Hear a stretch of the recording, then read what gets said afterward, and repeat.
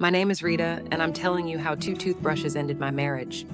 Though they weren't the real cause, just the trigger.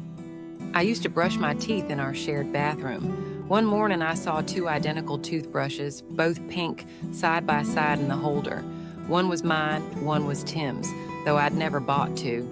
I asked him, "Why is there a second pink toothbrush here?" He said, laughing, "I got a spare for travel." I nodded, shrugged it off. Later that day, I noticed my toothbrush had half the bristles frayed, worn out. When brushing at night, it felt rough. I confronted him calmly. "Your spare messed mine up." He frowned. "What are you saying? You swapped them, didn't you? Broke mine on purpose." He rolled his eyes. "You're imagining things." I didn't argue, and he stopped talking to me. That little thing sat between us. A frayed brush, a fake spare, and heavy silence. It wasn't the first time. Small petty acts were his mode. He'd snap when I left one plate in the sink. "Why can't you just rinse it?"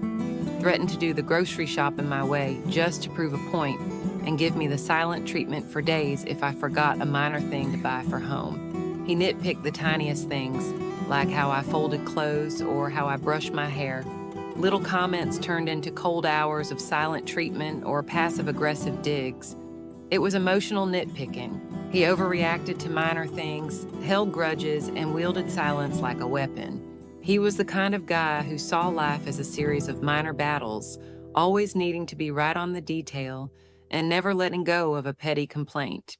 So seeing the toothbrush standoff, it fit his pattern. Over the next 4 days, I felt the weight of it all, and on the 5th day, I came home to the toothbrush holder empty, both brushes lying broken in the dustbin. On day 6, I moved into a hotel. He texted, "Leaving over toothbrushes?" I texted back, "Not over toothbrushes, over what they represent." 1 week later, his sister messaged me. Turns out he bought a second pink toothbrush just to leave it there, then bent the bristles of mine before I used it. Acting like I had, and he loudly told everyone I was careless and always blaming him. I paused. Then I said to her, "Guess I did the right thing moving out." Now I live in my own apartment. I replaced the broken brush with a green one, brand new. I don't miss the pink one. The brush wasn't important. The trust was. He thought he could set me up over something meaningless, but he set himself up. Guess he was petty enough to ruin my toothbrush just to prove he could.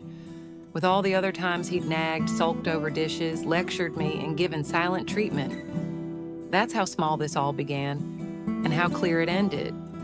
If this story moved you or made you think, subscribe not just to this channel, but to the countless stories waiting to be told.